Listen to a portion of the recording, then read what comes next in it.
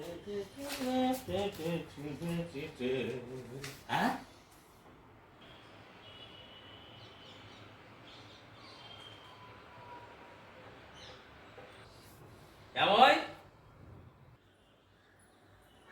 ఏంటండి? నాకు డౌట్, నువ్వు వెళ్ళేది కాశీకా గోవాకా? అలా అడుగుతున్నారు? అబ్బా, నీ సద్దులు చూస్తుంటే ఓ, వాటి గురించా? ఇంకా 2 బ్యాగులు ఉన్నాయండి. అంత లగేజా? అంతలా ఆశ్చర్యపోతారేంటండి? ఆశ్చర్యం కాక మరి ఏమిటండి? మరి ఏమిటి? ఇంతకీ ఏమిటి మీ ఉద్దేశం? వారం రోజుల కాశీ ప్రయాణానికి 4 రోజుల నుంచి సర్దుతూనే ఉన్నాం. ఓ ఆరాట పడిపోతూనే ఉన్నాం. ఏంటని అడిగితే నన్ను అడగకండి, అసలే చిరాకులో ఉన్నాను అని మండిపడుతున్నావు. ఇంతకీ వెళ్ళేది కాశీకేనా గోవాకా? ఆ మాటకొస్తే ఇంకా చాలా ఉదయవలసి వస్తుంది అక్కడ. మీరు అడిగేది అర్థమైందండి. వెళ్ళేది కాశీకేనండి. గోవాకైతే ఇన్ని బట్టలు ఎందుకు? అవునవును, అసలు బట్టలే ఎక్కర్లేదు. మరైతే ఆ షాపింగ్లు ఏంటి, ఆ బట్టలు ఏంటి, ఆ డిజైన్ చీరలు ఏంటి, ఆ పట్టు చీరలు ఏంటి, వీపంతా కనిపించేలాగా ఆ డిజైన్ బ్లౌజులు ఏంటి ఏంటి? వారం రోజుల నుంచి రోజు బ్యూటీ పార్లర్కి వెళ్తున్నాం. ఏమిటో అదేమిటో అర్థం కావట్లేదు. అంటే ఏమిటి మీ ఉద్దేశం? అసలు మీ ఉద్దేశం ఏంటి? కాశీ కడుతున్నాను కదా అని చెప్పి నారచీర కట్టుకోమంటారా? మరి వెళ్ళే ఉద్దేశం అదే కదయ్యా, తాపత్రయాలను వదిలేసుకోవటం, బరువుల్ని తగ్గించుకోవటం. అందుకోసం మనం వెళ్ళేది కాశీకి. సార్లండి, అది ఒకప్పుడు. ఇప్పుడు దేవుడి దగ్గరికి వెళ్ళినా నిండుగా వెళ్ళాలి, లేకపోతే దర్శనం నిండుగా మెండుగా ఇవ్వడం. నువ్వు అనుకుంటున్నట్టు దేవుడికి అలాంటి భేషజాలు ఏం లేవయ్యా. ఉన్నవాడు లేనివాడు ఎవడైనా అతని దృష్టిలో సమానమే. పైగా కాశీ విశ్వేశ్వరుడు. ఏం మిగులుతుంది చివరికి? చివరికి ఏం మిగులుతుంది అన్న తాపత్రయాన్ని వదిలించుకోవడం కోసమే ఆ కాశీ రమ్మంటాడు విశ్వేశ్వరుడు. కానీ దేవుడు వరమిచ్చినా పూజారి వరం ఇవ్వడన్నట్టు మనం గుళ్ళో ఉన్న పూజారులకి దర్శనం లైన్గా వెళ్ళేటప్పుడు అందంగా హోందాగా స్టైల్గా కనిపిస్తేనే మనకి ఆయన దర్శనం ఇప్పిస్తాడు. లేకపోతే జరుగు జరుగు జరుగు జరుగు అంటూ గేట్ దగ్గర ఉన్నాడు కూడా బయటకు తోసి పారేస్తాడు.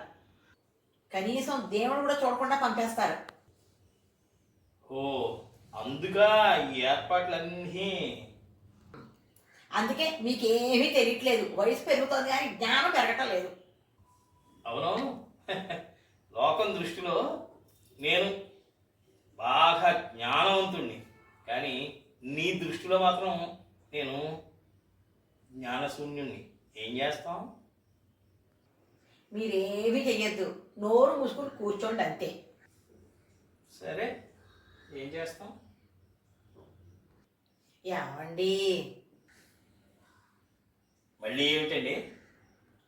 కాశీకి వెడతాను రామహరి, గంగ నీళ్ళిన్ని తెస్తాను రామహరి, గంగ నీళ్ళిన్ని తెస్తాను రామహరి, మీకు నీళ్ళిన్ని తెస్తాను రామహరి. ఇంకా నేను సరాసరి తెచ్చి నోట్లో పోస్తానో లేదు. అది సరే, మరి నీ కోసం నువ్వేం చేస్తావు? కాశీకి వెళ్ళిన రామహరి, నేను మస్తు షాపింగ్ చేస్తాను రామహరి, మస్తు షాపింగ్ చేస్తాను రామహరి. కాశీకి పోతున్న రామహరి, నీ బుద్ధి విమారట్లే రామహరి. కాశీకి పోతున్న రామహరి, నీ బుద్ధి విమారట్లే రామహరి, నీ బుద్ధి విమారట్లే రామహరి. కాశీకి పోయేది రామహరి, అక్కడ ఉన్న అందాలు చూడ్డానికి రామహరి, అందాలు చూడ్డానికి రామహరి. కాశీలో ఏం వదులుతావు రామహరి, నువ్వు తిరిగి వచ్చేటప్పుడు రామహరి. కాశీలో ఏం వదులుతావు రామా హరే నువ్వు తిరిగొచ్చేటప్పుడు రామా హరే. పాత బట్టలు వదిలి రామహరి పట్టు చీరలే కొంటాను రామహరి పట్టు చీరలే కడతాను రామహరి. నిన్నింక మార్చడం రామా హరే ఈ మొగుడి వల్లిక కాదు రామా హరే నీ మొగుడి వల్లిక కాదు మామా హరే. నేనింక మారడం రామహరి ఈ జన్మలో జరగదు రామహరి ఆ శివుడి వల్లే కాదు రామహరి.